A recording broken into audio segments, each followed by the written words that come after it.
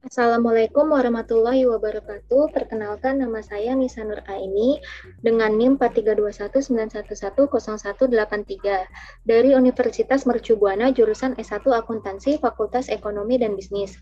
Kali ini saya akan menjelaskan mengenai tugas besar 2 saya di mata kuliah Statistik Bisnis dan Praktikum dengan dosen pengampu Ibu Siska Widya Utami SEMAK.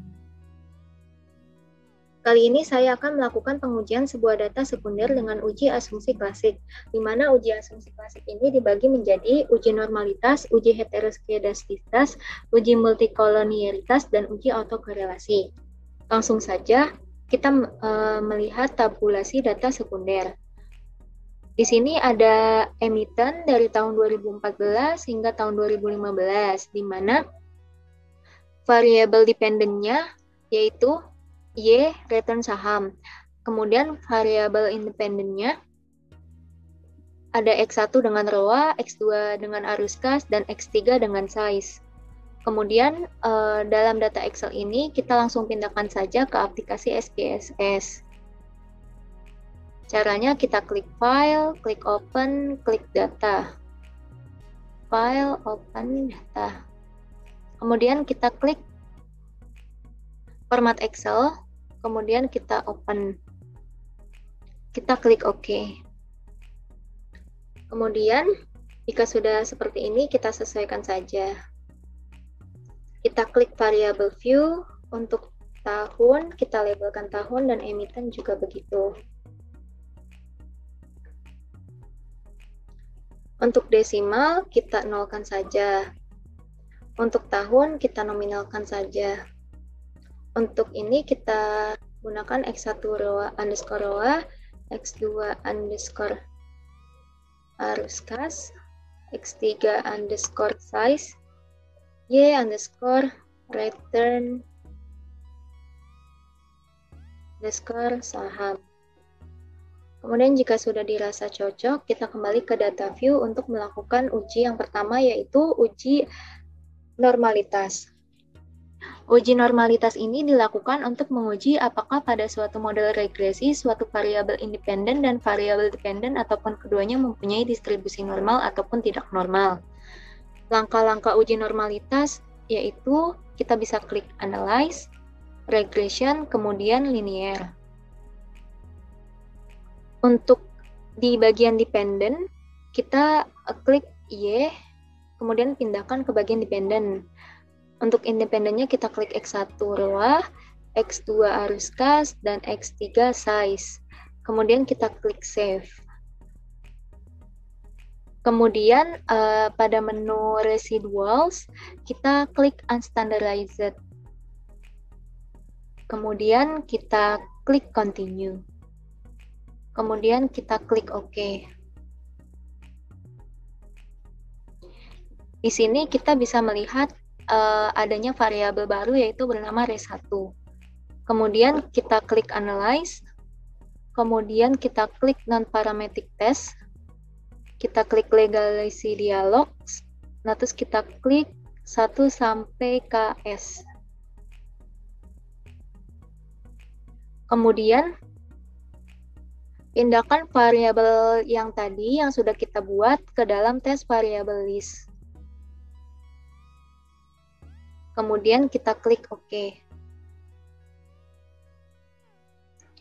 Hasil outputnya yaitu berupa one sample Kolmogorov-Smirnov test.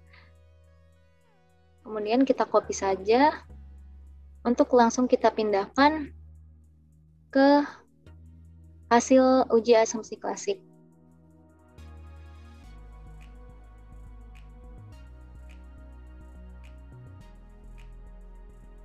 Di sini untuk melihat suatu data ini normal atau tidak, yaitu dilakukan dengan membuat hipotesis. Jika nilai asumsi to tail lebih dari 0,05, data berdistribusi normal. Jika asumsi to tail ini kurang dari 0,05, data tidak berdistribusi normal. Kita lihat di sini asumsi to tail-nya itu dia 0,063. yang artinya dia lebih dari 0,05. Bisa dikatakan data ini berdistribusi normal. Kemudian yang kedua, kita akan melakukan uji heteroskedastistas. Uji ini bertujuan untuk melakukan apakah pada sebuah model regresi terjadi ketidaknyamanan varian dari residual dalam satu pengamatan ke pengamatan lainnya. Untuk model penelitian yang baik adalah yang tidak terdapat heteroskedastistasnya. Langsung saja kita lakukan uji. Yang pertama yaitu klik analyze, kemudian klik regression, kemudian klik linear. Pastikan variabel dependent yaitu Y dan independent X1, X2, dan X3. Kemudian kita klik plots. Kemudian kita pindahkan spreadsheet ke bagian Y dan spread ke bagian X. Kemudian klik continue. Lalu klik OK.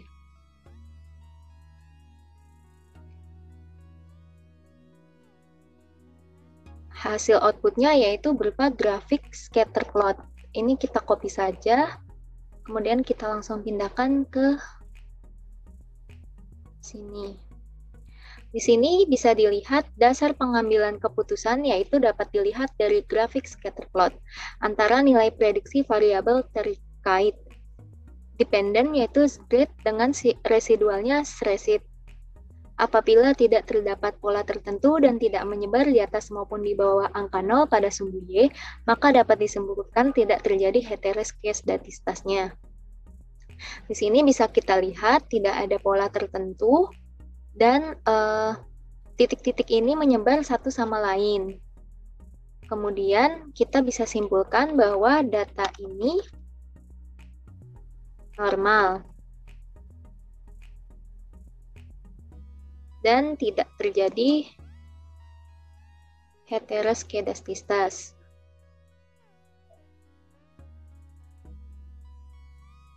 Kemudian kita langsung lanjut ke uji berikutnya yaitu uji multikolonialitas, yaitu bertujuan untuk mengetahui apakah model regresi ditemukan adanya korelasi antara variabel independen atau variabel bebas. Efek dari uji ini yaitu menyebabkan tingginya variabel pada sampel. Model regresi yang baik seharusnya tidak terjadi korelasi antara variabel independennya. Kemudian kita langsung saja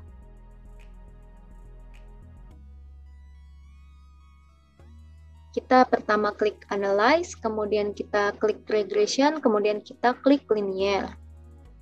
Kemudian pastikan lagi bahwa dependennya itu berisikan Y dan independennya itu berisikan X. Kemudian kita klik statistik. Kemudian kita isi di bagian regression coefficients-nya itu kita klik estimates. Kemudian kita klik covariance matrix. Kemudian di bagian sini kita klik model fit dan collinearity diagnostic. Kemudian jangan lupa kita klik Durbin-Watson. Kita klik continue. Klik OK. Ini merupakan hasil outputnya. Kita copy dan kita langsung pindahkan ke Word.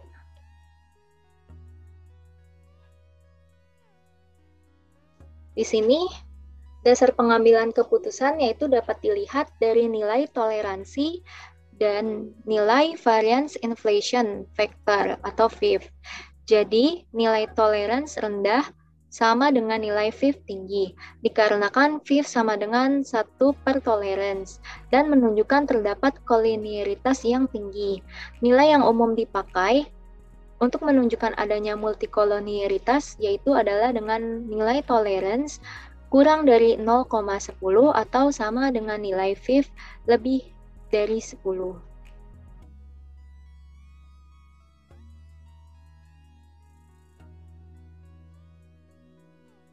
Di sini toleransinya itu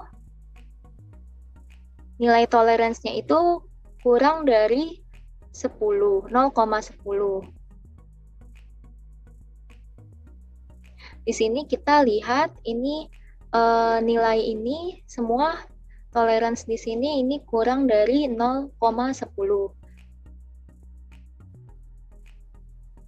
Nilai statistiknya ini lebih dari 10.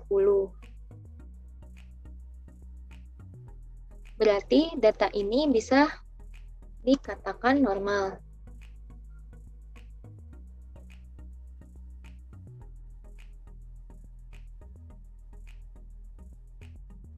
Kemudian ada uji terakhir, yaitu uji autokorelasi.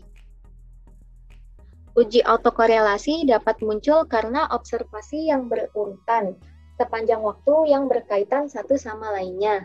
Permasalahan ini muncul karena residual tidak bebas pada satu observasi ke observasi lainnya. Langsung saja kita melakukan uji autokorelasi, yaitu klik Analyze, klik Regression, klik Linear.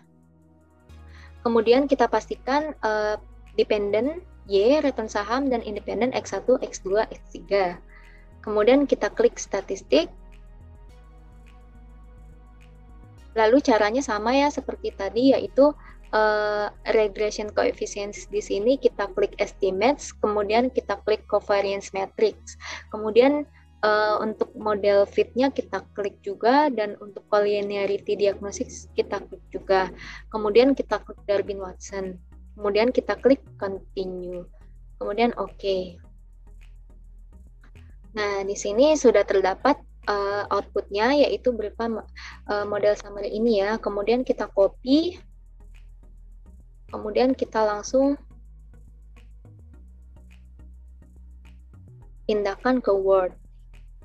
Jadi, dasar pengambilan keputusan yaitu dapat dilakukan dengan melakukan uji Durbin-Watson juga. Uji Durbin-Watson ini hanya digunakan untuk autokorelasi tingkat 1 dan mensyaratkan adanya konstanta dalam model regresi dan tidak ada variabel di antara variabel independen. Kemudian, dasar pengambilan keputusannya itu yaitu jika D kurang DL atau D lebih D dikurang DL, maka hipotesis 0 ditolak, yang artinya tidak terdapat autokorelasi. Yang kedua, jika DU dikurang D dikurang DU, maka hipotesis 0 diterima, yang artinya tidak terdapat autokorelasi. Yang ketiga, jika DL kurang D kurang DU atau D kurang atau 4 kurang DU kurang D kurang 4 dikurang DL, artinya tidak terdapat kesimpulan. Kemudian kita isi di sini hasil uji autokorelasi Durbin-Watson-nya, yaitu N, jumlah responden. Kita bisa melihat jumlah responden di sini di Excel ya. Kita langsung hitung saja. Di sini kita lihat ada 60 ya. Ya, kita lihat respon di sini yaitu 60. Kemudian kita klik 60. D yaitu Durbin-Watson. Kita lihat Durbin-Watson di sini 1762.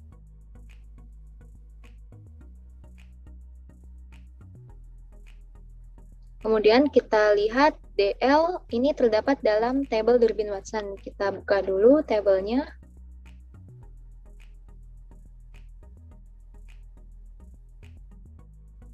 Kita bisa lihat di sini ya. Ini tabel Durbin-Watson.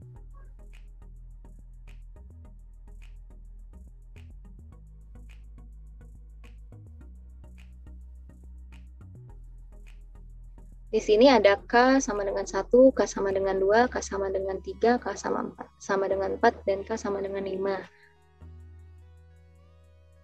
Kita pilih K ini adalah variabel independennya. Karena variabel independen di sini yaitu ada 3, X1 ROA, X2 arus kas, X3 size, maka kita pilih yang K sama dengan 3.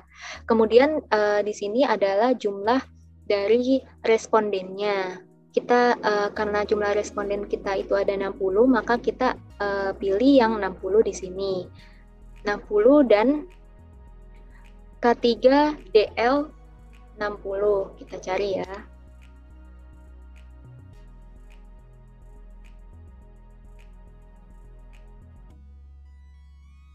Berarti ini ya. Untuk DL 1479. 1.47 14797. Kemudian untuk DU-nya, DU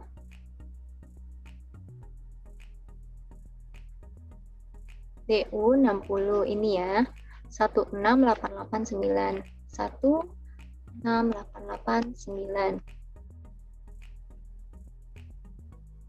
Kita pastikan lagi, DL-nya itu 1.4797. Untuk DU 1.6889. Kemudian 4 dikurangi DL. Berarti 4 dikurangi 1.4.4.4.797. Kemudian 4 dikurangi DU. Berarti 4 dikurangi 1.6889.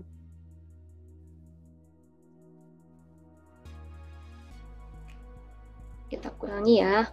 4 dikurang 1.4797 sama dengan 2.5203. Kemudian kita ubah 4 dikurang 1.6889 sama dengan 2.3111.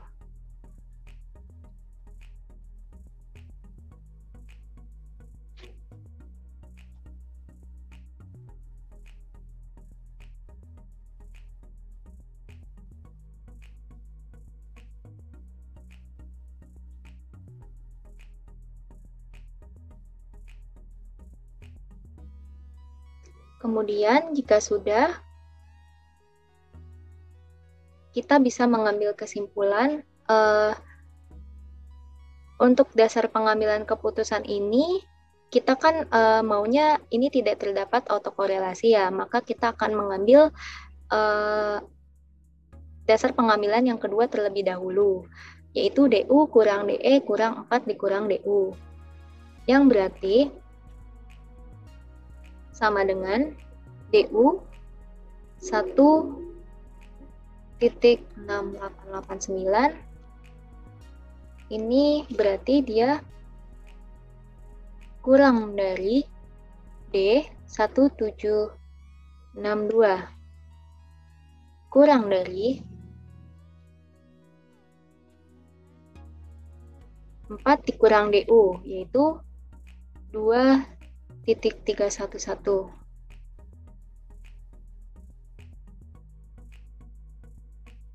Ini benar ya, 16889 kurang 1762 kurang 23111. Maka data bersifat normal dan tidak terdapat auto korelasi. Kemudian data yang di dalam SPSS ini jangan lupa untuk kita save. Caranya klik file, kemudian kita save as, kemudian kita save dengan nama inactive file uji asumsi klasik.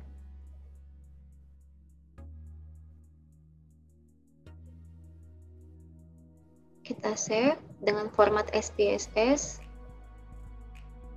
Kemudian output yang tadi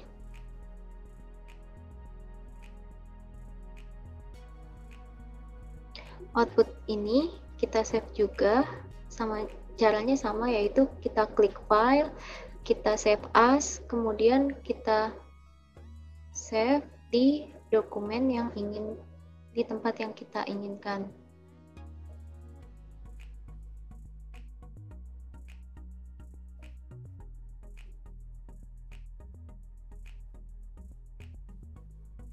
Output 1 underscore uji asumsi klasik. Kita save dengan format SPSS. Maka dapat ditarik suatu kesimpulan dari data di atas, data tabulasi dapat ditarik suatu kesimpulan dari data sekunder suatu emiten dari tahun 2014 hingga tahun 2018 bahwa data setelah diuji dengan uji asumsi klasik, data sekunder ini bisa dikatakan normal.